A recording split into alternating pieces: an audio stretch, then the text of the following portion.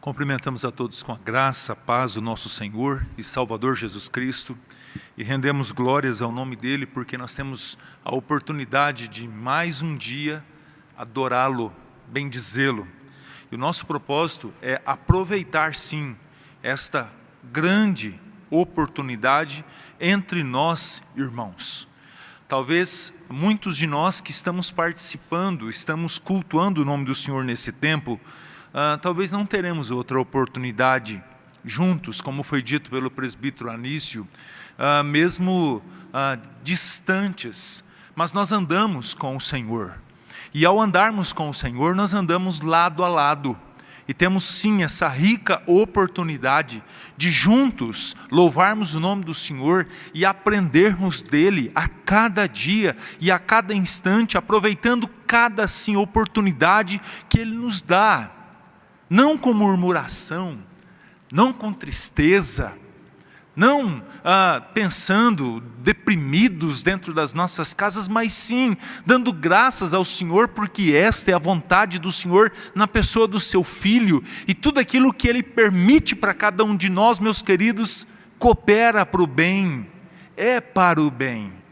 E esse tempo também, meus queridos, com certeza, ele serve para que a igreja do Senhor seja uma igreja mais unida, onde ela encontre alternativas para fazer o seu trabalho e com excelência, em tudo glorificando o nome do Senhor.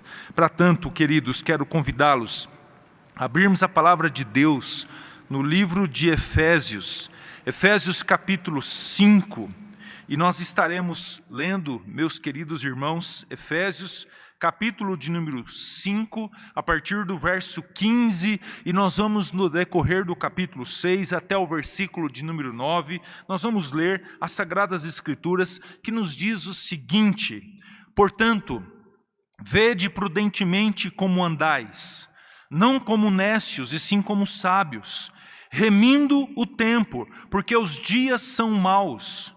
Por esta razão, não vos torneis insensatos, mas procurai compreender qual a vontade do Senhor. E não vos embriagueis com o vinho no qual há dissolução, mas enchei-vos do Espírito, falando entre vós com salmos, entoando e louvando de coração ao Senhor, com hinos e cânticos espirituais, dando sempre graças por tudo a nosso Deus e Pai, em nome do nosso Senhor Jesus Cristo, sujeitando-vos uns aos outros no temor de Cristo.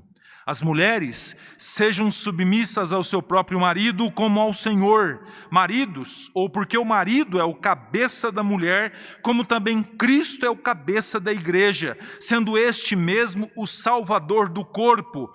Como, porém, a igreja está sujeita a Cristo, assim também as mulheres sejam em tudo submissas ao seu marido.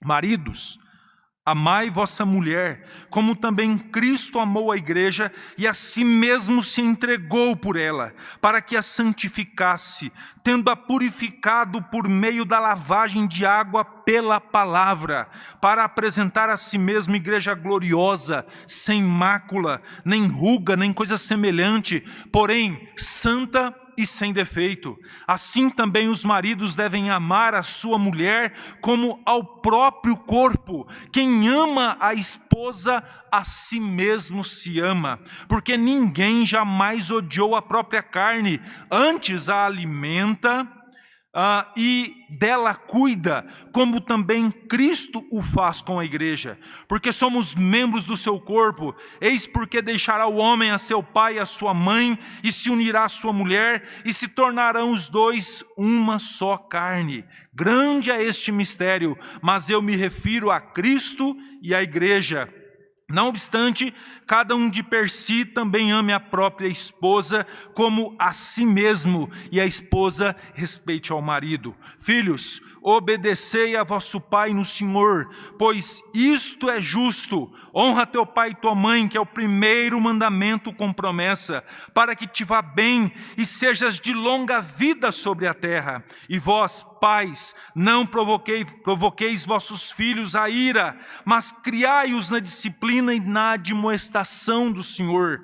Quanto a vós outros, servos, obedecei a vosso Senhor segundo a carne, com temor e tremor, na sinceridade do vosso coração, como a Cristo, não servindo à vista como para agradar a homens, mas como servos de Cristo, fazendo de coração a vontade de Deus, servindo de boa vontade como ao Senhor e não como a homens, certos de que cada um, se fizer alguma coisa boa, receberá isso outra vez do Senhor, quer seja servo, quer livre. E a vós, senhores, de igual modo, procedei para com eles, deixando as ameaças, sabendo que o Senhor, tanto deles como vosso, está no céu, e para com Ele não há acepção de pessoas.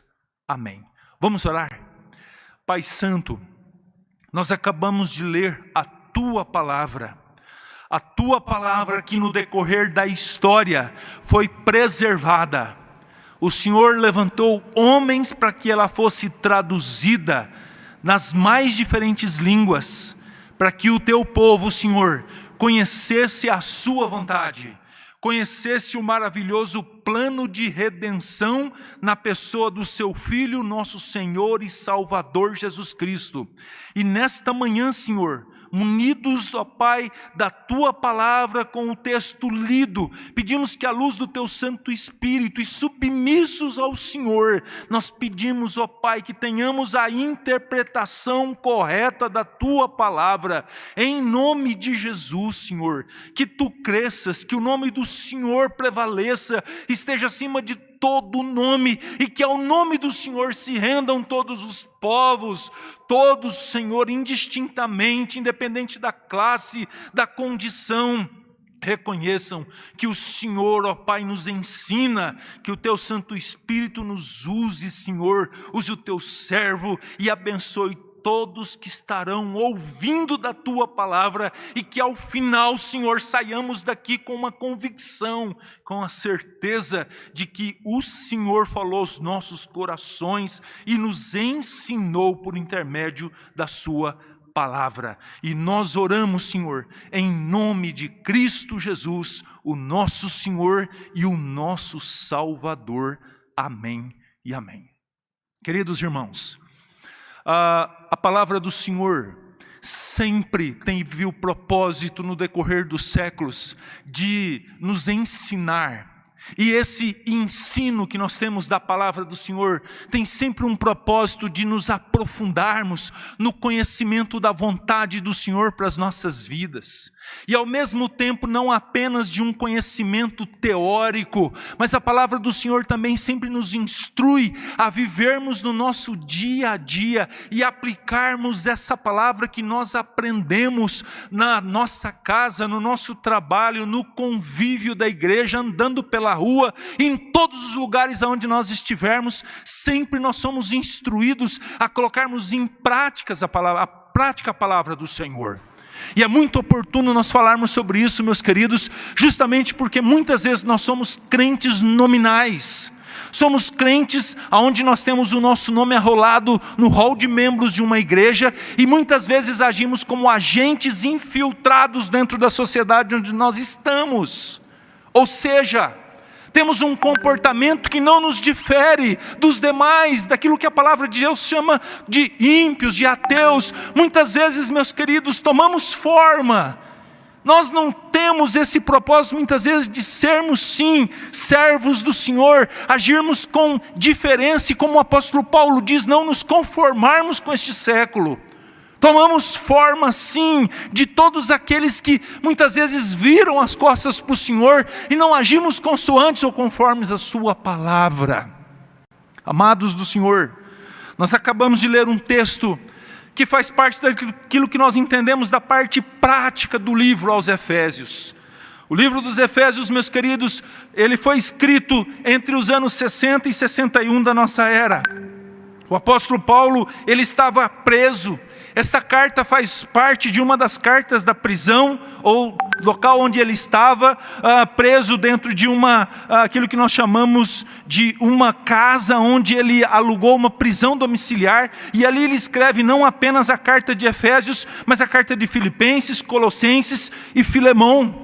Segundo os estudiosos, o apóstolo Paulo, meus queridos, ele estava esperando o seu julgamento, e ele fala dessa prisão, por exemplo, no capítulo 3, verso 1, no capítulo 4, verso de número 1 também. O apóstolo Paulo, nessa carta, ele não tem o propósito, como lá no livro de Colossenses, combater uma heresia que estava entrando dentro da igreja, como era a heresia gnóstica. Mas a impressão que a gente tem, meus queridos, que essa é mais um sermão que o apóstolo Paulo está pregando, e aqui, meus queridos, ele nos chama a atenção e nos encoraja a andarmos, a vivermos, e ele cita isso várias vezes, de maneira digna, sempre trilhando os passos do nosso Senhor e Salvador Jesus Cristo. Como nós enfatizamos, essa carta se divide em duas partes. Do capítulo 1 ao capítulo 3, nós temos um ensino doutrinário, nós temos um tratado teológico. E do capítulo 4 ao capítulo 6, o apóstolo Paulo nos ensina como nós devemos fazer ou andar, baseados nessa doutrina que nós aprendemos.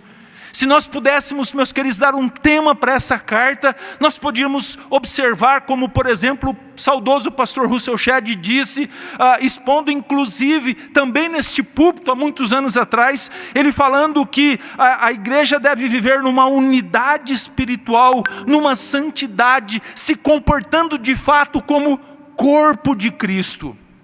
Em especial, no texto que nós acabamos de ler, o apóstolo Paulo traz práticas de uma nova vida em Cristo, andando nos passos do nosso Salvador, como cidadãos do reino.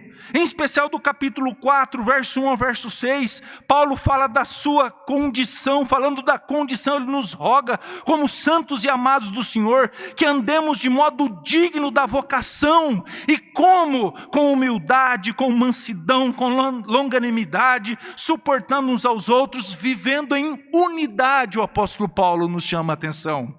Do verso 7 ao 16 do mesmo capítulo, o apóstolo Paulo diz que o Senhor capacitou a sua igreja com os mais diferentes dons, com o propósito do aperfeiçoamento dos santos, como ele diz no verso 2, para não agirmos mais como meninos, diz a palavra do Senhor. Capítulo 4, do verso 17 até o verso 24, Paulo exorta a não mais andarmos como andam os gentios, com todo tipo de impureza. E ele nos chama a atenção a nos despojarmos do velho homem. Do capítulo 4, do verso 25 até o capítulo 5, verso 2, ele fala o seguinte, fazendo alguns contrastes, ele cita pelo menos 8 contrastes. Ele diz o seguinte: deixa a mentira, fala a verdade. Ele diz: irai e não pequeis. Ele diz: não dê lugar ao diabo. Ele diz: não roube, mas trabalhe, principalmente não só para ter suprido as suas necessidades, mas também a necessidade, acudindo a aqueles que estão necessitados. Ele diz ainda nesse contraste, não saia da vossa boca nenhuma palavra torpe ou palavra suja, mas ele diz palavras que edificam. Ele diz: ande em amor, imitando o Senhor Jesus Cristo. Em especial, meus queridos, no texto que nós acabamos de ler, em especial do verso 15 em diante, ele também usa esse contraste dizendo: portanto, vede prudentemente como andais, não como nécios, mas como sábios. Entre outras palavras, ele nos chama a atenção para nós não andarmos como loucos, como aqueles que sabem da palavra do Senhor, mas não colocam ela em prática. Na contramão ele diz: vivam como sábios, não no sentido de conhecedores, não no sentido de termos estabelecida toda a nossa questão cultural, com conhecimentos profundos, mas a ideia de ser sábio é do pouco que nós sabemos, ainda que seja pouco, ele seja aplicado com sabedoria no nosso dia a dia. E ser sábio, meus queridos, nós vamos até o livro de Provérbios, por exemplo, quando começa no capítulo 1, verso 7, que ser sábio é ter temor do Senhor no nosso coração, que diz o texto, é o princípio de toda a sabedoria. E ele enfatiza, remindo o tempo e buscando ao Senhor, do verso 15 ao verso 17. Remir o tempo, meus queridos, a ideia de remir traz-nos a ideia de comprar. Entre outras palavras, o apóstolo Paulo, nesse propósito aqui, é de aproveitarmos o tempo, não esse tempo cronológico, porque a palavra aqui tem a ver com o tempo de Deus, mas aproveitando toda a oportunidade que o Senhor nos dá. Quantas são? De repente você pode estar se perguntando aí na sua casa, mas pastor, esse tempo que nós estamos vivendo, que oportunidades nós estamos tendo? Meus queridos, inúmeras, várias. Quantas oportunidades nós temos de aproveitar o tempo que o Senhor está nos dando. E fazendo isso com sabedoria e, como Ele mesmo diz, buscando compreender qual é a vontade do Senhor. Nós estamos tendo tempo de meditar em tudo isso que tem acontecido, à luz das Sagradas Escrituras, para compreender, Senhor, o que o Senhor quer nos ensinar com tudo isso. Qual que é o seu propósito em tudo isso? E deixa eu lhe falar uma coisa, vários são os propósitos, vários. E ele continua, a partir do verso de número 18, falando desse contraste, ele diz, não vos embriagueis com espírito, não vos embriagueis com vinho, mas enchei-vos do Espírito. Entre outras palavras, meus queridos, o contraste que nós temos aqui, é de não sermos dominados pelo vinho, não darmos lado a ele, não sermos dominados por ele, e na contramão disso, ele diz sermos dominados sim, pelo Espírito Santo de Deus. A ideia de enchimento aqui não é a ideia de um recipiente que recebe um líquido, mas é a ideia de nos sujeitarmos cada dia mais, em contraste com a sujeição que uma pessoa tem da bebida, do álcool ou do vinho, como o texto diz. Onde de repente, por exemplo, um cidadão pacato enche a sua cara de álcool e ele se torna um bravo, um valente, e muitas vezes, meus queridos, ele aplica essa sua braveza, essa sua coragem, não, por exemplo, no trabalho, mas dentro da sua casa, quando ele é violento com sua família, com sua esposa e com seus filhos. Algo que com certeza tem acontecido em muito, principalmente quando nós falamos de feminicídio, onde muitas vezes, pessoas que praticam tal ato são entrevistados, e eles dizem, olha, eu bebi e de repente a hora que eu vi eu estava lá, fazendo, maltratando, batendo e até matando, dominados por esse mal. E na contramão disso o apóstolo Paulo fala, sejam dominados pelo Espírito Santo de Deus. E ser dominados pelo Espírito Santo de Deus, que tem a ver com ser cheios do Espírito, meus queridos, nós devemos levar em conta sim, a vontade do Senhor, e a vontade do Senhor está expresso na sua palavra. O Espírito Santo de Deus testifica tudo aquilo que foi registrado nas Sagradas Escrituras. O que o Senhor tem para nós, a vida prática, com certeza Ele nos ensina, e o apóstolo Paulo faz muito bem isso nessa carta, do capítulo 1 ao capítulo 3, mas de repente, meus queridos, o Senhor quer que nós vivamos sim, coloquemos em prática tudo aquilo que nós aprendemos, e vivamos como filhos da luz, como cidadãos do reino. Essa é a proposta do Senhor para cada um de nós, e Ele mostra como é que nós devemos nos sujeitar à palavra do Senhor. E é justamente o foco da mensagem nesta manhã. Como? Ele diz num primeiro instante no versículo número 19, falando entre vós com salmos. Meus queridos, o propósito do apóstolo Paulo aqui não é ser cheio do Espírito ou ser dirigido pelo Espírito Santo apenas individualmente ou como indivíduo, mas coletivamente. Aparecem esses pronomes sempre na pessoa do plural, entre pessoas. Falando entre vós com salmos tem a ver com que o nosso diálogo, a nossa conversa, ela seja fundamentada em quê? Na palavra do Senhor. Na contramão disso, nesse tempo que nós estamos vivendo, as nossas conversas, meus queridos, infelizmente, são conversas fundamentadas em tantas outras coisas, E muitas vezes nós esquecemos daquilo que o apóstolo Paulo fala sobre estar ou ter intimidade entre vós, conversando, falando entre salmos. Que seja a palavra de Deus o norte das nossas conversas. Como eu disse na contramão disso, falamos mal do político, citamos presidente, ministros, e de repente na contramão disso também, ou nesse sentido ainda, meus queridos, nós conversamos tantas situações, como por exemplo sobre times de futebol, de repente até no exagero falando mal de pessoas, e muitas vezes até de pessoas próximas da gente. Que a palavra de Deus seja esse norte, diz o apóstolo Paulo. Que haja intimidade entre vocês, mas a intimidade que tem a ver com o conhecimento de tudo aquilo que o Senhor nos ensina. Mas em segundo lugar, a segunda divisão desse texto, o apóstolo Paulo diz, entoando e louvando de coração ao Senhor com hinos e cânticos espirituais. Meus amados irmãos, nós somos chamados a atenção a vivermos uma vida de adoração, de louvor ao nome do Senhor. E aqui não é da boca para fora, mas é de coração, não com o mecanicismo da nossa boca, mas reconhecendo de fato quem que deve ser adorado e como que ele deve ser adorado. Esse é um propósito, queremos ser dirigidos pelo Espírito, que tem a ver com plenitude, sermos cheios do Espírito Santo de Deus. Nós precisamos reconhecer que nós somos criados para o louvor, para a honra e para a glória do Senhor. Quantos têm cantado as paixões? Quantos têm adorado a criatura ao invés do Criador? Quantos têm louvado a obra da sua criação e esquecido do Criador? Quantos?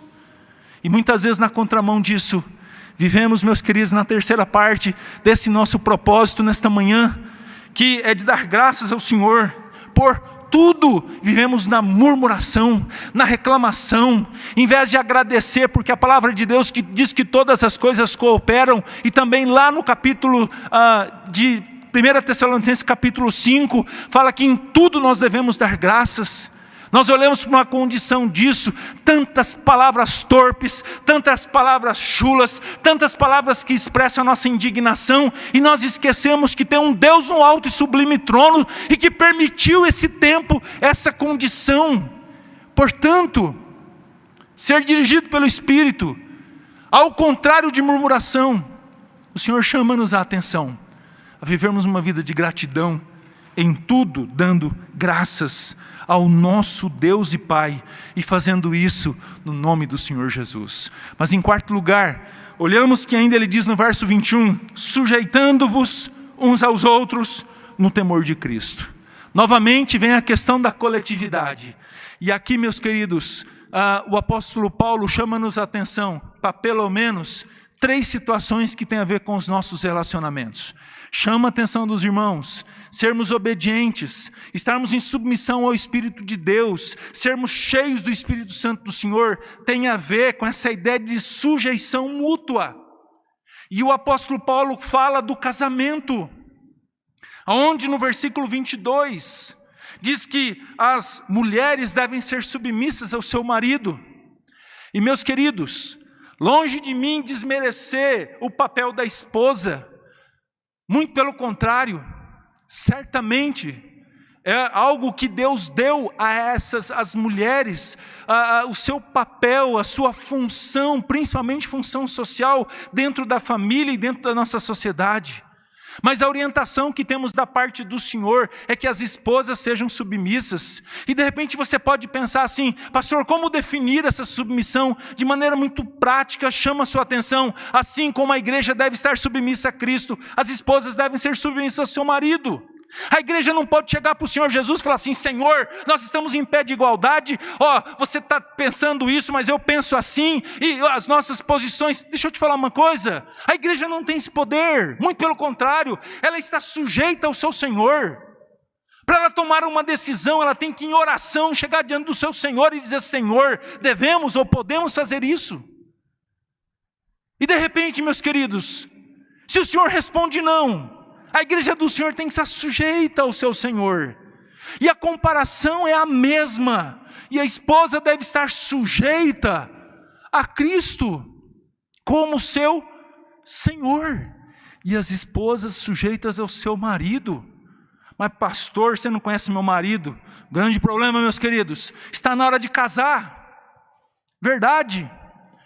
As escolhas são feitas motivadas pela beleza, pela condição. E desculpe a expressão, depois vai ver aonde amarrou o burro no sol quente, longe da água, está lá sofrendo, porque muitas vezes casa com quem não tem temor do Senhor no coração, e sofre as consequências disso. Mas ainda nesse contexto de casamento, não só a esposa ser submissa ao seu marido, como a igreja submissa a Cristo. O apóstolo Paulo diz no verso 25, que o marido deve amar a esposa. E como que é esse amor? Como Cristo amou a sua igreja. É muito claro a comparação. Entre outras palavras, o que Cristo fez pela sua igreja? Ele morreu por ela.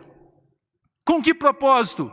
Para apresentar essa igreja, uma igreja gloriosa, sem mácula, nem ruga, nem coisa semelhante, porém santa e sem defeito. Qual que foi o propósito de Cristo? Ele pagou um alto preço, sofreu os cravos, a coroa, a lança, cortando o seu lado, amargou uma cruz pesada para que a sua igreja fosse salva, para que a sua igreja fosse santificada. Qual que foi o propósito de Cristo com sua morte? Fazer de tudo para que a sua igreja ocupasse um lugar de destaque no céu com o Senhor. E o propósito do marido? Em tudo, fazer de tudo para que a sua esposa da mesma maneira se sinta cuidada, amada, protegida, e se precisar ele dá a vida por ela. É impressionante. Já ouvi histórias, às vezes está lá o esposo e a esposa, à noite em casa, ouve-se um barulho no quintal, e o marido, com preguiça, chega para a esposa e diz: vai lá ver o que está acontecendo. Que conversa é essa? O marido é o protetor da esposa, e ele tem que fazer de tudo para cuidar dela, porque foi isso que Cristo fez. E amor aqui tem a ver com atitudes, meus queridos.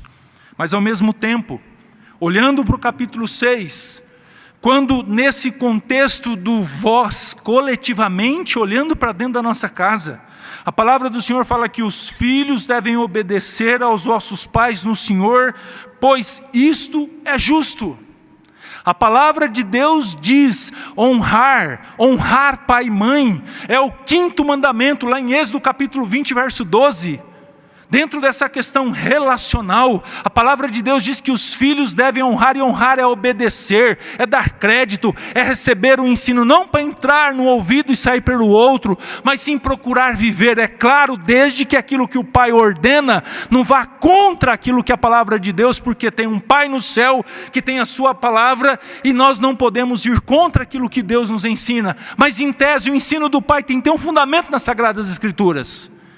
E aqui, meus queridos, nós temos uma promessa, e a promessa é viver muito, mas não só isso, também no verso 3, para que tudo te vá bem, e sejas de longa vida sobre a terra. Tudo te vá bem. Tem filhos que vai de mal a pior, que as coisas não acontecem para ele, que tudo dá errado, e você vai ver, desonra o pai, não obedece, humilha, age muitas vezes como um louco, e Deus olha do céu e fala bem assim: ah, eu vou te abençoar. Claro que não. Existe uma promessa aqui: obedeça, honra. Mas, pastor, eu já tenho 30 anos, aqui não estabelece idade. Honrar, meus queridos, pai e mãe, independe da nossa idade. E detalhe, ao honrarmos os nossos pais, nós também estamos ensinando os nossos filhos. Nunca esqueço da história, meus queridos, que uma família, casal, o pai do marido, ele se torna viúva, a esposa morre, e ele vem morar junto com seu filho. e já idoso, com todas as limitações de um idoso, principalmente sentado à mesa, por exemplo, quando ia tomar sopa, às vezes derramava no forro de linho da esposa, aquilo causava um constrangimento tão grande ali. De repente a louça que era utilizada, pratos ali, de repente caía, quebrava, isso gerava transtornos, até que um dia a nora resolve fazer uma mesa à parte para aquele senhor, o pai do seu marido. E ele então ali compra um tipo de prato, uma cumbuquinha de madeira, para que não fosse mais instrumento de quebrar. E aquele senhor já não estava mais à mesa, e ele comia ali distante, e quando foi um belo dia, o filho daquele casal estava mexendo com uma madeira, um formãozinho, e preparando ali, e o pai chega curioso e pergunta: o que você está fazendo, meu filho?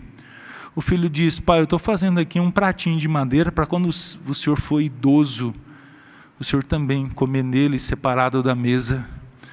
Olha o que aquele pai estava ensinando para o seu filho com aquela postura. Na próxima refeição, estava o pai dele ali novamente à mesa, desfrutando de tudo aquilo que a família desfrutava. Honra.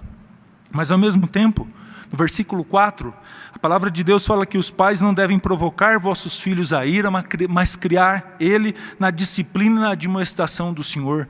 Meus queridos, não levar filho à ira tem a ver com colocar em prática aquilo que nós aprendemos e prometemos. Nós prometemos cuidar dos nossos filhos, nós prometemos protegê-los, nós prometemos ensiná-los, nós prometemos corrigi-los, meus queridos. E a correção, meus queridos, tem a ver com ensinar, com falar, com chamar a atenção, mas tem a ver também com a correção de vara. Pastor, vivemos numa época onde tudo tem que ser no diálogo, concordo. Mas ao mesmo tempo a palavra do Senhor diz que nós promovemos ira no coração dos nossos filhos, quando nós não somos pais de fato e de verdade. Eu não estou querendo aqui enfatizar o que muitas vezes nós ouvimos dos nossos filhos: pai, você tem que ser meu amigo. Muitas vezes você me leva à ira, simplesmente porque você está numa condição, num pedestal, e a gente tem que ficar o tempo todo te obedecendo. Deixa eu te falar uma coisa: você que é dessa linha, desse adepto dessa ideia, certamente você tem que ser sim amigo do seu filho, mas essa amizade acaba, sabe quando? Quando ele, 11 horas da manhã, você vai lá e bate na porta do quarto dele e fala assim: filho, é hora de acordar, é hora de estudar, é hora de trabalhar. Rapidamente você já acaba com a amizade, você já perde a amizade, e você vai ver a murmuração e a reclamação. Você perde a amizade do seu filho quando você, cumprindo a ordem do Senhor, for corrigi-lo. Meu filho, isso você não deve fazer, essa postura sua está errada. Seja simplesmente pai, e cumpra aquilo que a palavra de Deus te ensina. Isso tem a ver com sujeição uns aos outros, que o Senhor nos ensina, e que é ser cheio do Espírito. Mas não só isso, a partir do verso 5 até o verso 9, fala da condição do servo, ou livre ou escravo. Na época existiam escravos, pessoas que não ganhavam pelo seu trabalho, e os livres que recebiam salário. Ele pede para que esses façam o seu trabalho na sinceridade do vosso coração, não servindo apenas à vista como para agradar aos homens, mas como servos de Cristo, fazendo de coração a vontade de Deus, servindo de boa vontade como ao Senhor e não como aos homens, certos de que cada um, se fizer alguma coisa boa, receberá isso outra vez do Senhor, quer seja servo, quer seja livre. No primeiro instante ele diz: empregados ou servos, faça o seu trabalho de maneira correta, com excelência, não apenas à vista do seu patrão, porque se o seu patrão não estiver te olhando quando você estiver fazendo as coisas que você está, o Senhor está. E mais do que agradar o seu patrão, agrade ao Senhor, e Ele te recompensa. Mas ainda ele diz para os patrões, para que eles procedam entendendo que esse empregado tem um Deus no céu. E ele diz: deixem as ameaças. Meus amados irmãos, quantas situações a gente vê isso? Pessoas trabalhando debaixo do medo, da opressão, inclusive poderiam render muito mais do que rendem, se não vivessem da maneira como vivem. Tem patrão que tem, a impressão que a gente tem é que ele tem o prazer de humilhar o tempo todo e de colocar o seu funcionário numa condição não de funcionário, mas de escravo e dependente do seu patrão. O seu funcionário depende do Senhor, e se o Senhor não abençoar ele, você também sofre as consequências disso. Queridos, partindo para a nossa conclusão, chamo a atenção dos amados irmãos: ser cheios do Espírito, ou ser controlado pelo Espírito Santo de Deus, tem muito mais a ver com um comportamento obediente, ou sujeitos à palavra do Senhor. Não é o meu achismo, não é o que eu penso, é aquilo que o Senhor nos ensina. Deus converte o nosso coração e nos dá o seu manual para nós vivermos. O Senhor nos dá uma esposa e nos dá um manual para nós cuidarmos dela. Deus nos dá filhos e pais e nos dá o seu manual para que a gente possa cuidar deles. Deus nos dá empresas e empregos e nos dá o seu manual para nós nos comportarmos, meus queridos. Tem a ver com essa libertação dos achismos, dos meus achismos, do meu eu. E a palavra de Deus habitar no meu coração e dominar tudo o que sou e tudo que tenho. Ter a consciência de que não devo agir como um gentio dominado pela sua ira, pela sua vingança, e compreender que eu sou do Senhor e como Ele devo agir. Ser controlado pelo Espírito Santo me coloca na condição de servo do Senhor. A segunda conclusão, meus queridos, ser controlados e ser cheios do Espírito Santo tem a ver com o papel de adoração na minha vida, que nada mais é do que minha vida de gratidão por tudo que o Senhor é e representa para mim, e por tudo que Ele me tem dado. Nós temos muitos motivos para sermos gratos ao Senhor. Nós poderíamos enumerá-los e certamente nós não conseguiríamos. Como diz o refrão do hino 63, quantas bênçãos, dize quantas são, recebidas da divina mão, vem dizê-las todas de uma vez, e verás surpreso quanto Deus já fez. A carta aos Efésios, Paulo mostra vários motivos de adoração ao Senhor. Louvar ao Senhor ou ao nome do Senhor por sermos predestinados para a salvação. Ele enfatiza isso no capítulo de número 1, que em Cristo nós temos a redenção. Louvar ao Senhor porque essa salvação chegou até nós pelo Evangelho da salvação. E fomos selados pelo Espírito Santo, ou com o Espírito Santo da promessa. Ainda no capítulo 1, verso 16, Paulo não cessa de dar graças ao Senhor pelo amor dos crentes da igreja de Éfeso. Capítulo 3, em especial, verso 20 e 21, Paulo escreve um hino de louvor ao Senhor por ter sido chamado, vocacionado, como diz o capítulo 3, verso 8, a graça de pregar aos gentios o Evangelho de Cristo. E eu poderia passar a manhã inteira enumerando quantas vezes a gente vê o apóstolo Paulo sendo grato ao Senhor, expressando hinos de louvor ao Senhor, por tudo aquilo que o Senhor é e por tudo aquilo que o Senhor faz. Terceira conclusão, ser controlado pelo Espírito do Senhor é agir dentro de casa, no trabalho, como verdadeiros filhos da luz. Amados, é na casa e no trabalho que passamos a maior parte do nosso tempo, principalmente nesse tempo agora. É em casa e no trabalho que nós temos a oportunidade de demonstrarmos a fé que temos, o testemunho da palavra de Deus em nossas vidas. Em especial nesses dois lugares é que mostramos o caráter de Cristo em nós. Que oportunidades singulares nós temos, meus queridos.